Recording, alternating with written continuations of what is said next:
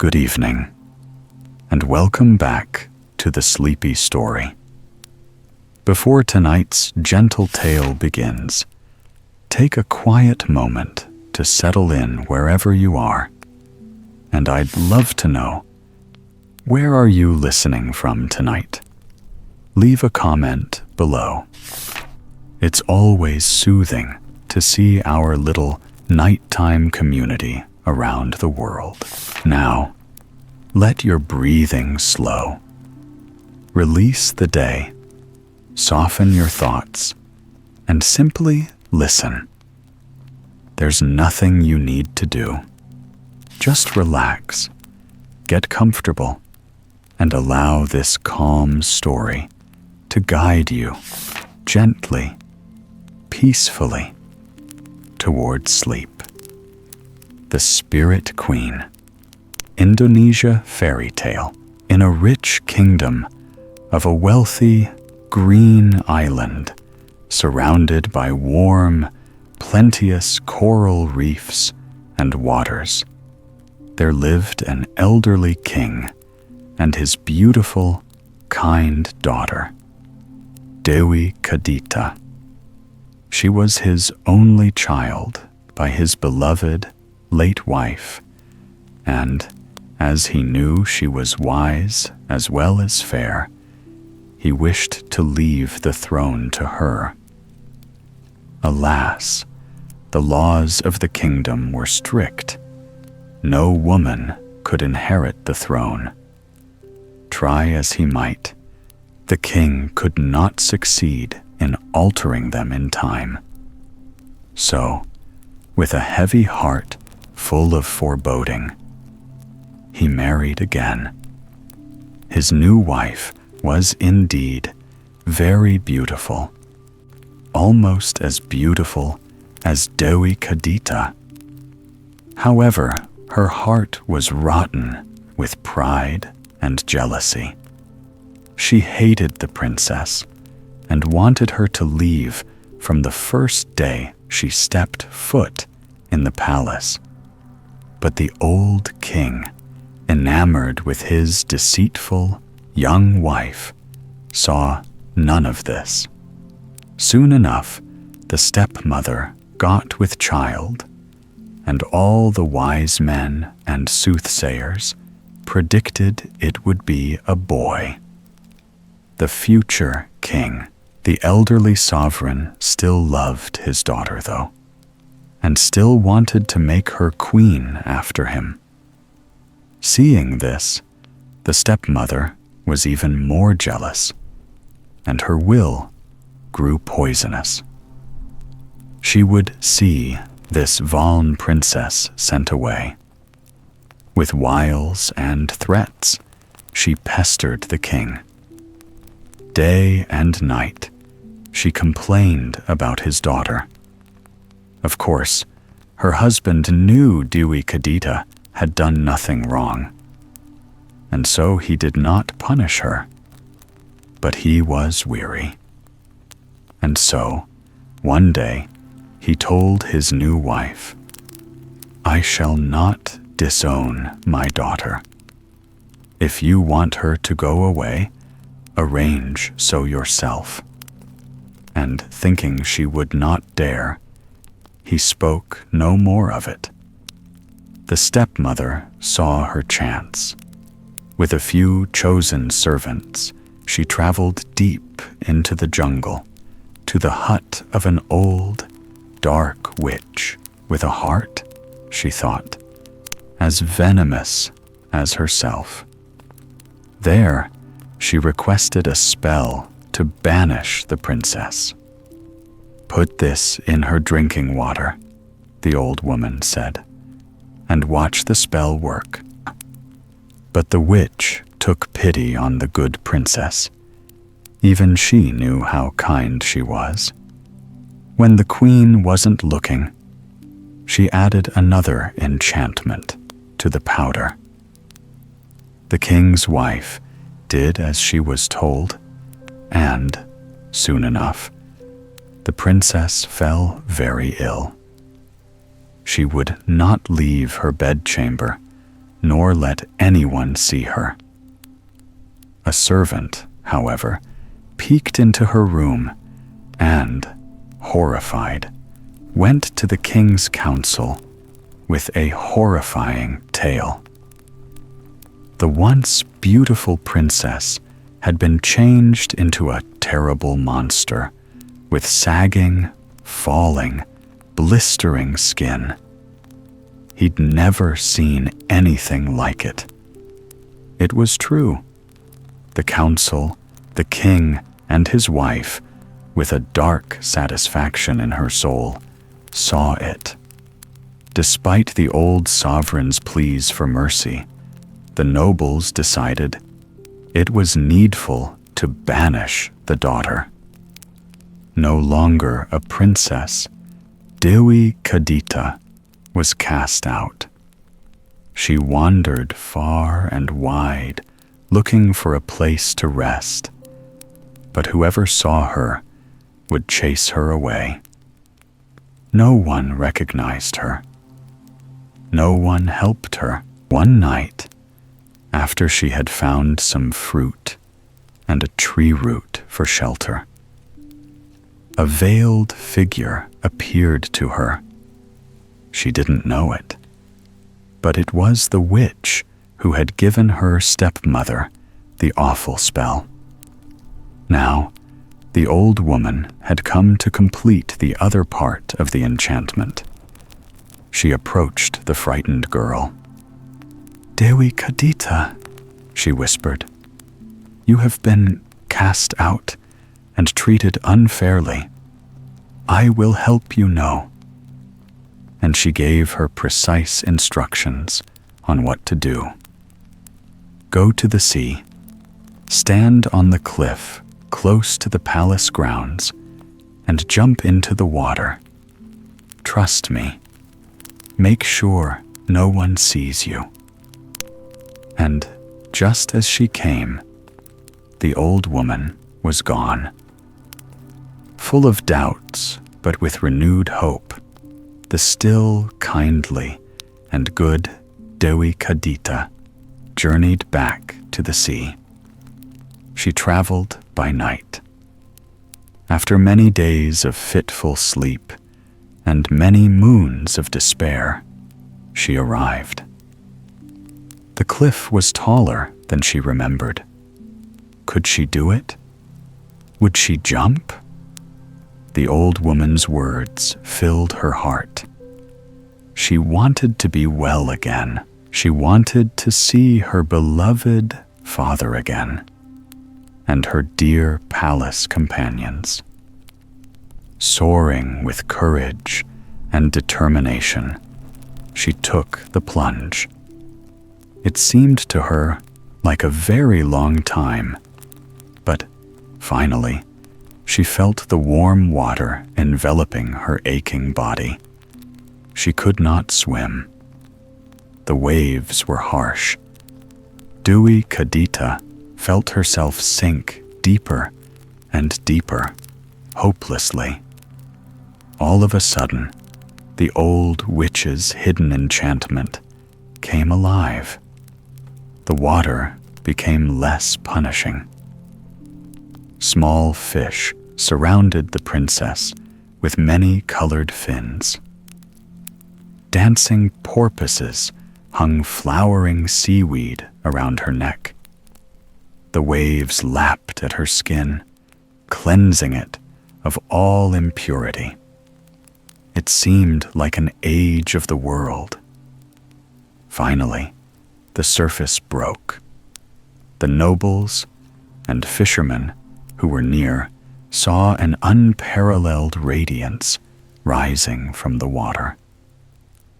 With shielded eyes, they glanced at the source. It was a maiden, glowing with beauty, iridescent fish scales covering her lower limbs. A mermaid had been born, and more than a mermaid. Everyone recognized the features of the good, banished princess. The king and his court, flustered by the news, hurried to the shore. What they saw was no longer a human maiden, but a being as glorious and delicate as the sunlight filtered through coral reefs. Dewi Kadita had become Ni Roro Kidul, the sovereign of the seas. Because of her goodness and her virtue, she had accomplished something no one expected. She was immortal, lovely, and the queen of her very own realm, the kingdom of the southern seas. She lives through the ages, taking royal husbands as she pleases, reigning with fairness and compassion, and offering good counsel to anyone who seeks the spirit, queen of the sea, with a clean heart. Aziza and the Hunter, Benin Dahomey.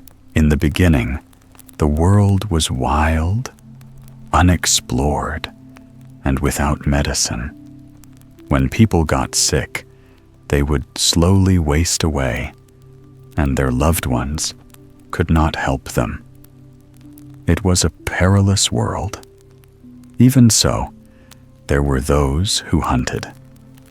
As there was nothing to cure you if you got hurt, this was an extremely dangerous job.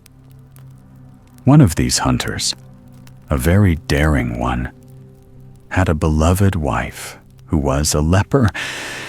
He was the bravest, truest, most compassionate soul to walk the earth. But still, he could not help she who he loved the most. One morning, as he was walking in the woods, waiting for his prey to show up, he heard a small voice coming from a mound of earth. It said, "Hunter, I have something to cure your wife. I am Aziza, the lord of the forest." Aziza ordered the hunter to turn around, and when he did so, he said, "I give you this bounty of leaves, this medicine of earth. Take them, pound them, then mix them with water. Your wife will drink them and be healed." The hunter went back to the village and did exactly as he was told. The next day, his wife was completely cured and well.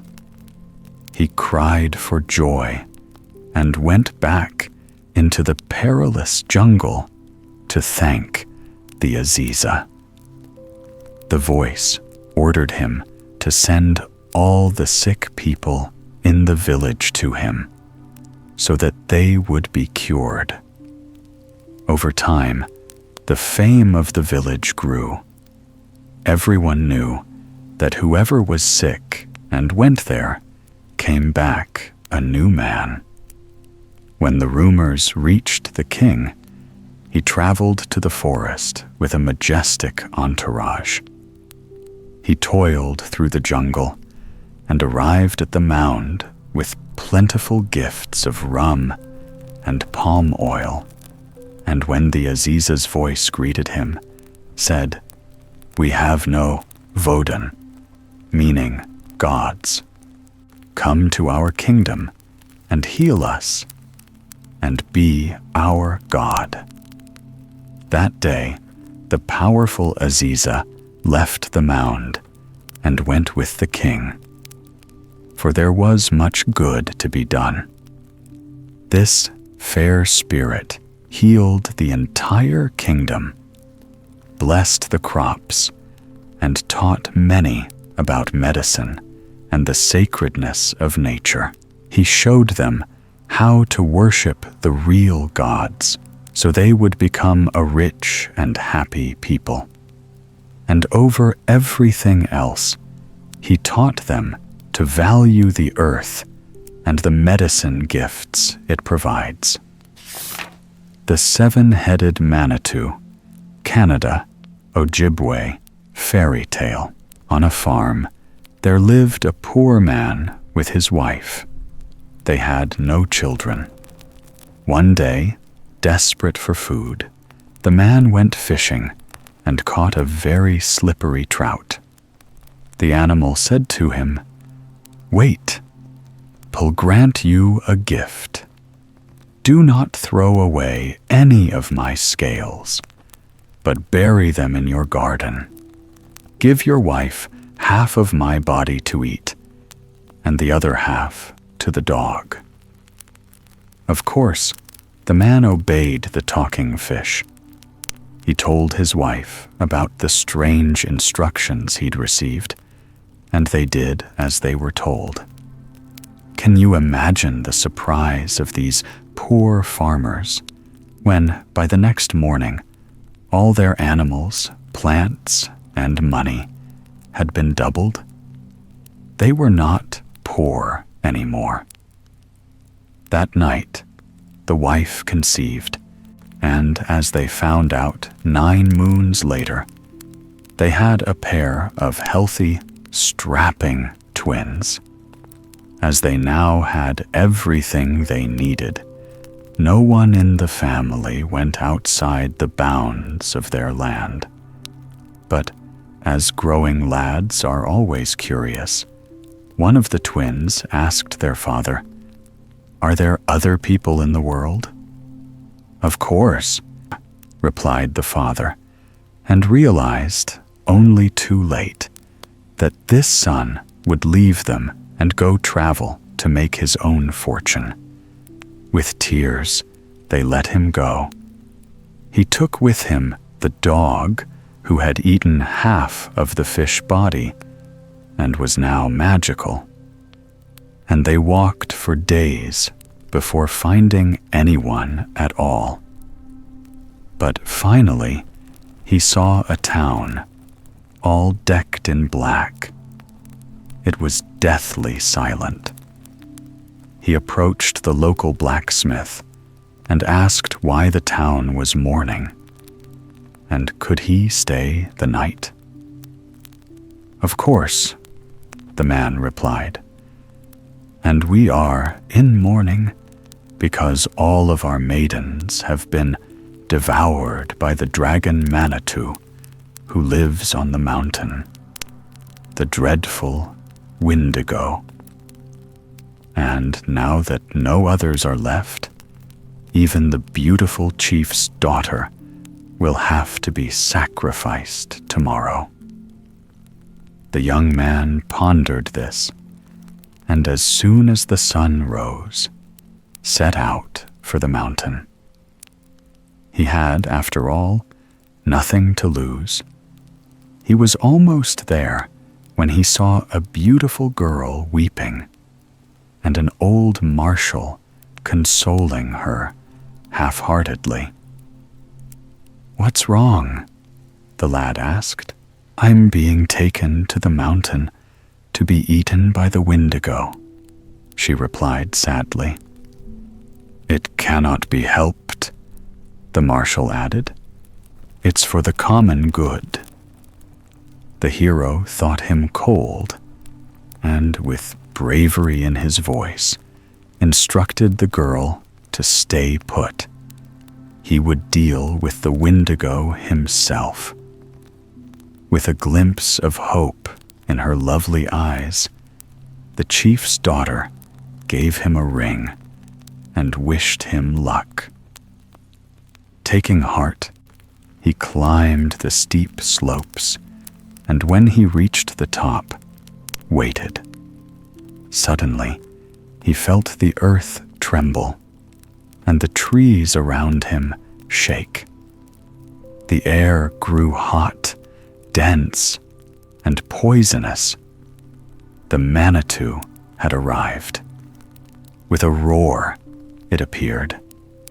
The monster, one powerful, armored body, and 7 ghastly heads that thrashed, looking for a maiden to bite and devour. When the 14 awful eyes found him and realized he was the morsel they were expecting, the Wendigo attacked. The hero dashed this way and that, struggling to avoid the Manitou's many sharp fangs and claws, until finally he cut one of the heads off. It grew again. Suddenly realizing what he had to do, the young man cut it off again and tossed it to his dog, telling him to hold on to it. With a great deal of effort, he managed to do the same with the remaining heads, and, at last, the Manitou lay dead atop the mountain. After cutting off the 7 tongues of the dragon as a trophy and a gift for the girl's father, the lad descended to where the chief's daughter and the marshal waited and gave her the tongues. Our hero was exhausted, and though he thought of resting on the ground for a little while, he fell into a deep sleep. The girl thought there was no harm in coming down without him. She would go first and announce him to his father. But on the way back, the old, cowardly marshal said, "You will give me the tongues and tell your father it was I who killed the Manitou.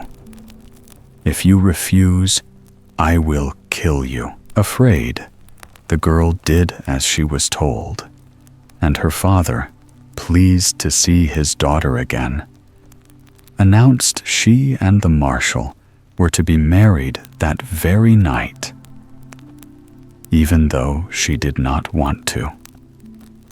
When the wedding feast was going on, the hero, finally awake, walked in and immediately understood what had happened.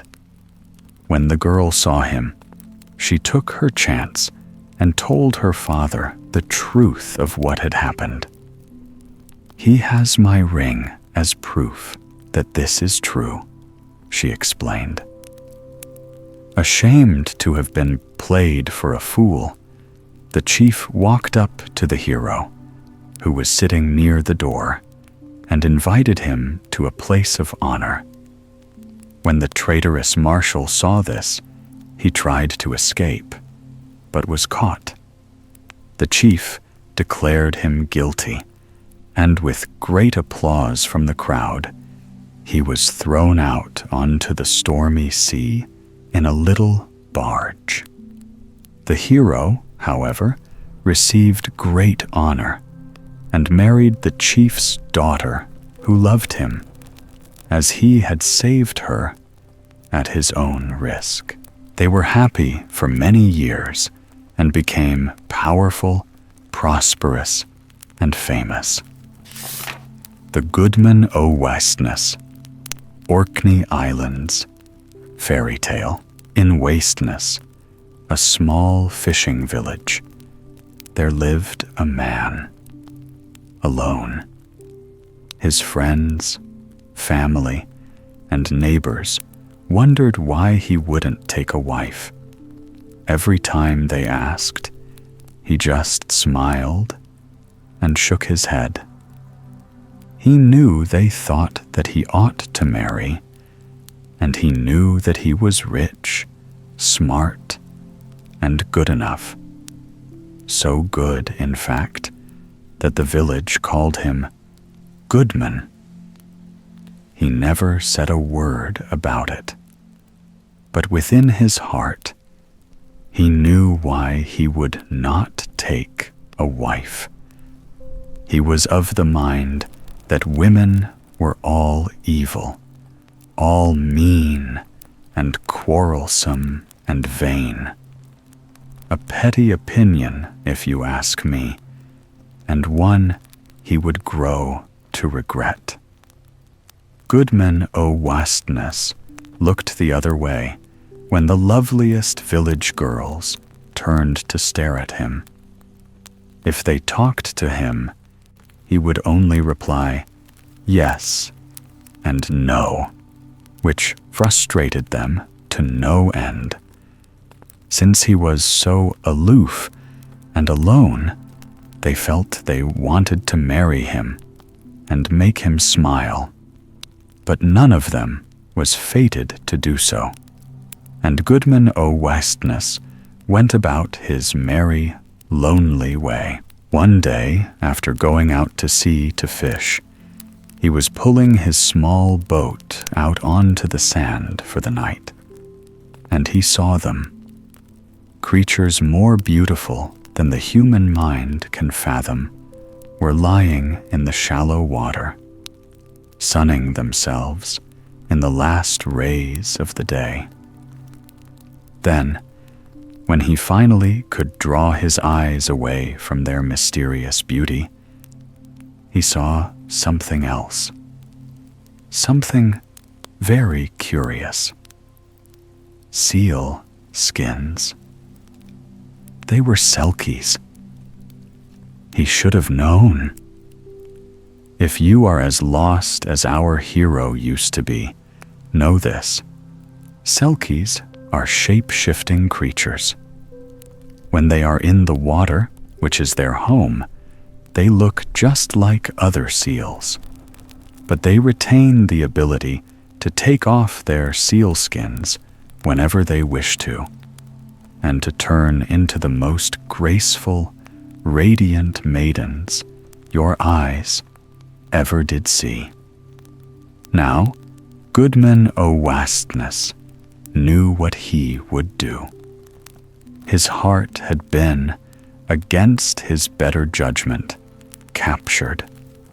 He would capture a seal skin in exchange. The shape-shifting power of selkies, all their magic, lies in their skins. Take those away, and they are simple, powerless humans, like you and me. Well, almost. The heart remains a selkie heart. The man approached in silence, with careful stealth. When he was close enough, he snatched a skin and held it to his chest. At once, cries of horror sprang all about, and selkies rushed to find their own sea gowns. After the commotion died down, there was only one weeping maiden left. "Please," she begged, "give me back my skin. I cannot live on land." But Goodman was silent and walked home, leaving the maiden no choice but to follow. Once they arrived, he locked the magical seal skin in a secure wooden chest and hid the key on the roof beams over the bed. The maiden saw none of this. Days and weeks passed. The selkie kept crying, but she had no choice but to remain. Goodman O'Wastness, however, felt a new thing budding in his heart. It was love. He brought the fair maiden the best fish, the nicest human clothes, and was as kind to her as any lover has ever been. After some time, she began to warm up to his advances, and eventually promised to remain with him as his human wife, even though she had been married to a selkie man in the sea. The selkie wife stayed for 3 years with Goodman O'Wastness. In that time, they had 3 children that were as beautiful as their mother, but wholly human. After those 3 years, the girl began to feel a deep longing in her heart. It had never truly left, that need to be in the sea, but now it was stronger than ever. She searched high and low for the key to her sealskin, all to no avail. One day, she could no longer take it and started weeping just as miserably as the first day when Goodman had taken her magical skin for the first time. "Mama, what's wrong?" her youngest child asked, and upon hearing what she was looking for, exclaimed, "I know! Yesterday, Papa climbed on the bed and took a key from the roof beams to glower at it and died." With wild happiness beating in her chest, the Selkie wife reached for the key, opened the lock, and after 3 long, heavy years, was reunited with her seal skin. She hugged her 3 children and headed for the sea to be reunited with her Selkie husband and dance in the waves for the rest of her life. Goodman O'Wastness never saw her, nor any other Selkie, ever again. If you love something, do not try to keep it for yourself. If you must, let it go and be content with the beauty and joy that seeing it brings. The Tale of Rowli Pugh, Wales Fairy Tale. There was a small, charming village in South Wales, in the area called Glamorganshire. The villagers were hard-working, normal people who devoted their days to mining, farming, plowing, and getting fatter and more prosperous. There was nothing extraordinary about them. Despite the general abundance, not everyone shared in the good luck. On the outskirts of the village, there was a small, run-down farmstead. That was the house of poor Rowli Pugh and his sick wife, Catty Jones. Rowli Pugh was as kind a fellow as you could wish to meet, and everyone knew he had a good heart. After all, hadn't he married that frail, sickly woman out of sheer love? However, they couldn't but hold his poverty against him. At first, when the couple started having trouble finding food for the biting wintertime, the villagers helped them. But soon enough, they became tired of lending a hand. "I have my own family," they said. They brought this poverty on themselves. Everyone knew it. Rowli Pugh was unlucky, so no one helped anymore. Day by day, the couple's pantry dwindled, while the cold weather still seemed to stay. Catty Jones had no strength to cook, sew, and help with the farm work, like other wives. Rowli Pugh loved her dearly, but he went without food all too often. His heart was low, and both his animal pens and his pockets were empty. The roof leaked. There was nothing growing in the vegetable garden. He knew that if nothing changed, his wife would die from the cold and the illness, and that he, heartbroken, would soon follow her. On that particular day, they'd eaten the last of their grain. The last chicken had been stolen. The house wall had fallen down. defeated, and hearing his tired, beloved wife coughing in the cold house, our hero slumped by the wall, lamenting his evil luck in the winter sunlight. Then he felt it. Someone was watching him. Lifting his head, Rowli Pugh saw a tiny man dressed in funny, colorful clothing. It was an Elil, an elf. The Elil asked him what the matter was, and before poor, speechless Rowli Pugh could reply, he spoke again. There, don't say a word. I know more about your heart than anyone, even you. We've seen your goodness and know you married this girl out of love. It's time we turned your luck around.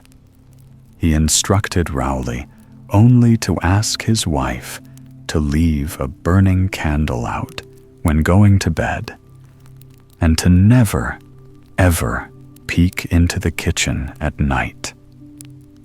Catty Jones did as her husband asked. Every night she swept the modest kitchen and left a burning candle out. Every morning they were amazed. There was rich food on the table. Everything was clean. Rowli's working clothes were mended, and half their work was already done. Rowli, well fed and clean, started to work harder and got money for his efforts. He invested the money on better land and good, sturdy animals.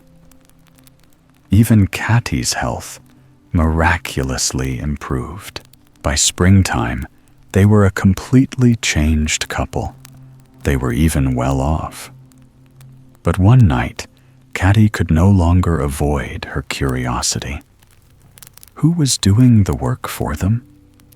She wanted to thank them, wanted to see. After Rowli was asleep, she sneaked out and peeked into the kitchen. There, dancing and singing, jumping and cavorting, was a family of minuscule Eliel. They laughed and joked and twirled while they worked, unable to hold in her amusement at these strange merrymakers. Catty joined in the laughter. Everything stopped. Silence. They were gone. In the morning, Catty told her husband about her mistake. He forgave her. After all, they were rich now. They were healthy and could work hard. They didn't need the elves' good luck any longer. Neither of them saw the Elil again, but everyone marveled at their change in fortune and newfound happiness. And as thanks, Rowli Pugh left some milk and bread out with a candle every winter night. The Dragon Princess, China Fairy Tale. In the Sea of Dungting. In the East, there are a great many wondrous and mysterious things, and among them, a bottomless hole. So what happened when a distracted, dirty, and lost fisherman fell in? When he fell into the hole, he kept falling for a long time. But eventually, he arrived at a country with green, rolling hills, as well as very odd plants and animals he'd never before seen. Walking in amazement, he found himself before a great castle, and directly in front of the snout of an enormous sea dragon. Wrinkling its face in distaste, the creature merely refused him entry, but didn't harm him. After some time of exploration, he found a way out and went directly to the emperor. He told the court everything about this strange new land. The emperor's wise man became very excited. He knew many things about the dragon people of the Dungting Sea.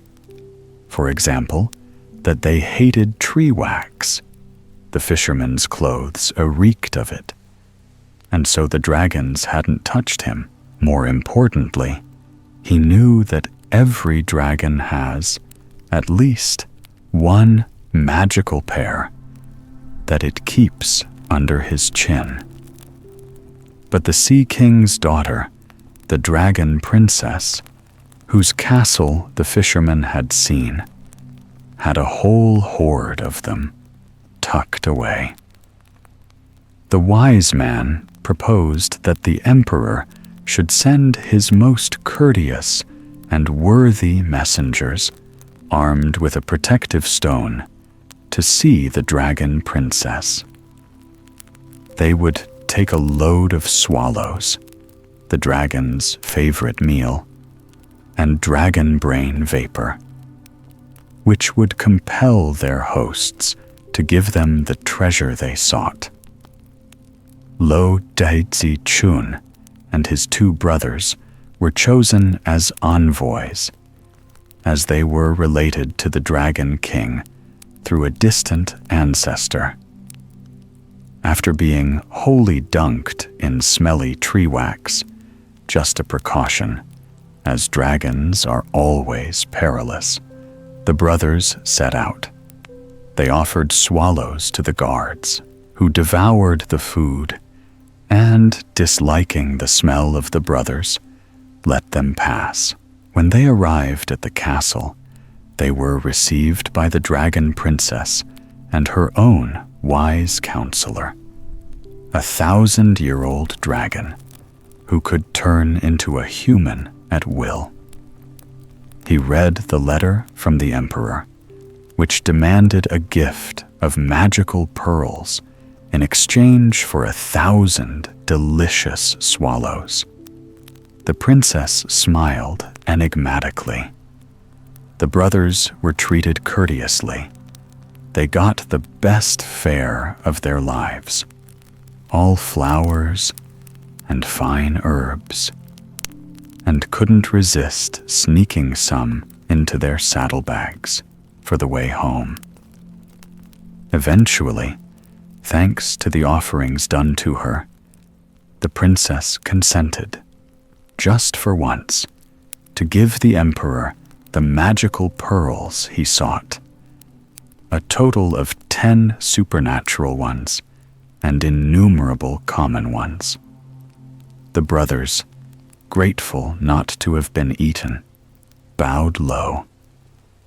Their amazement was even greater when they were invited to ride to the surface on the back of a twisting, dancing dragon. They were sure that half the turns he took were only intended to make them feel dizzy and lost. Dragons like that sort of jokes.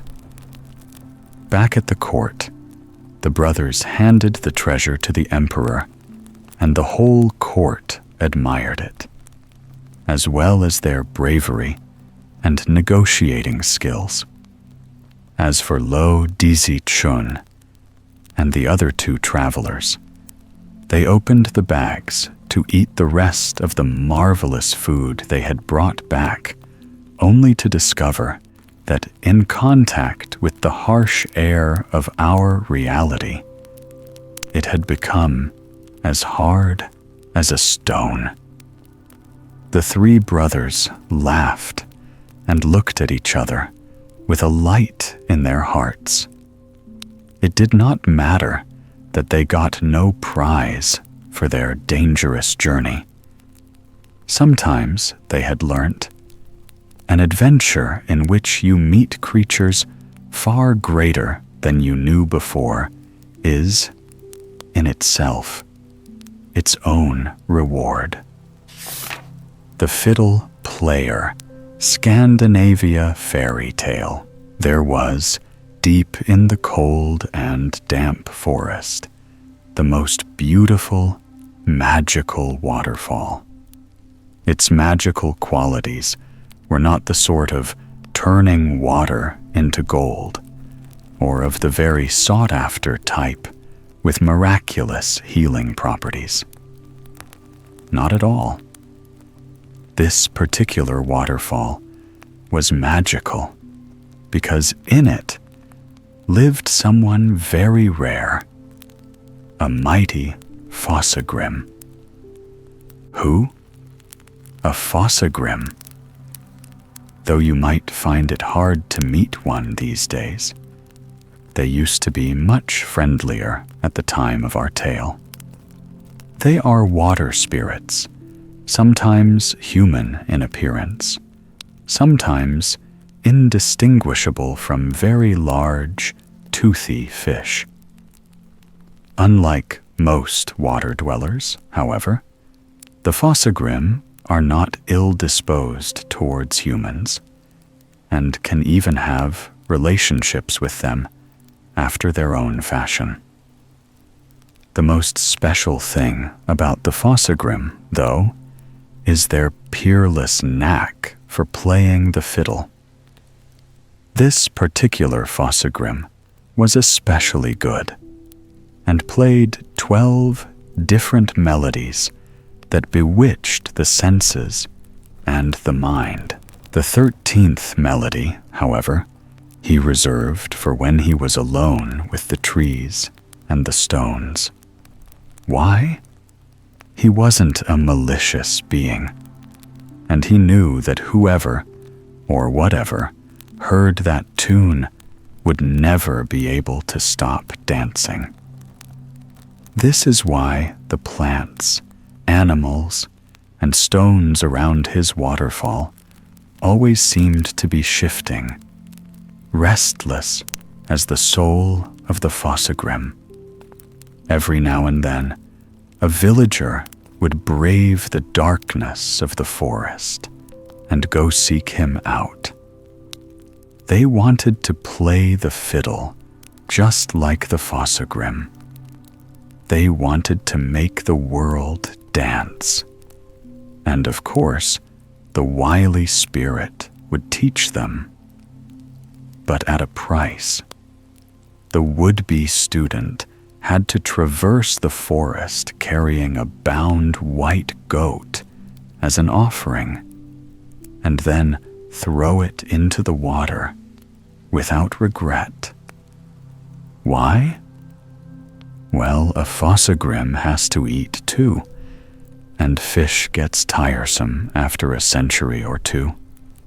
Sometimes the villager would offer the best and fattest goat he possessed, without a hint of sadness. This meant he understood just how precious the gift of the Fossagrim was.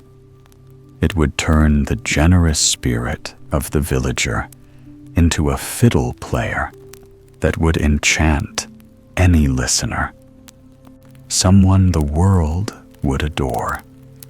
However, at other times, a villager thought they could get away with gifting a slim animal. After all, it was only a spirit, right? Because of the wholehearted generosity of the first kind of student, the Fossagrim would seize their hand and mercilessly run the fingertips over the strings of his own fiddle until they all bled. But if presented with the second kind, the Fossagrim would smile a smile cold and clear as the water of his fall and play his 13th melody. After that, the person would be able to tune a fiddle to perfection, but never to play it, and they would never cease dancing along to a tune heard by no one else. The Cuelebre of Pena Uruel, Spain fairy tale. In the mountain of Uruel, near the fortified town of Jaca, there lived a dragon, or, as the locals it terrorized called it, a cuelebre. It was a giant green serpent with enormous wings, sharp claws, and even sharper teeth. This was, to say the least, of a fiery nature. It used its incendiary breath to threaten the villagers and poor peasants into giving it all their livestock to eat, and when that ran out, started asking for the young children. Those, it said, tasted best. Everyone in the vicinity was horrified, but no one was daring enough to do anything about it. You see, there was something about this dragon that made it seemingly impossible to defeat. Its gaze, besides being quite frightful in itself, as dragon teeth are very close to dragon eyes, was deadly. One glance, and you're turned to stone. It is, then, understandable that no man nor valiant knight was brave enough to face the beast. The devastation continued, that is, until one particular morning, in which a young lad rode up to the mountain carrying a tin shield, and told everyone who would listen that he was going to take down the Cuelebre. The villagers laughed. This boy was not known for his strength, and though very clever, they did not believe he could outmatch a dragon. He smiled and said nothing, using what time he had before the dragon came to polish his flimsy tin shield so it shone like the sun. And the dragon came slithering down, not bothering to use its wings. It was nice and fat, making the ground shake. The boy got ready. He didn't even have a sword.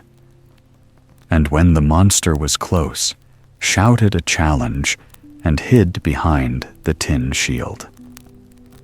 Lo and behold, though it was no weapon, the shield was just polished enough that it reflected the deadly glare back at the Cuelebre, killing it instantly. They were now safe and free. Amidst disbelieving relief, the villagers carried the boy, now a hero, on their shoulders to the fortified town of Jaca, where he ate to his heart's content and did not have to go hungry ever again.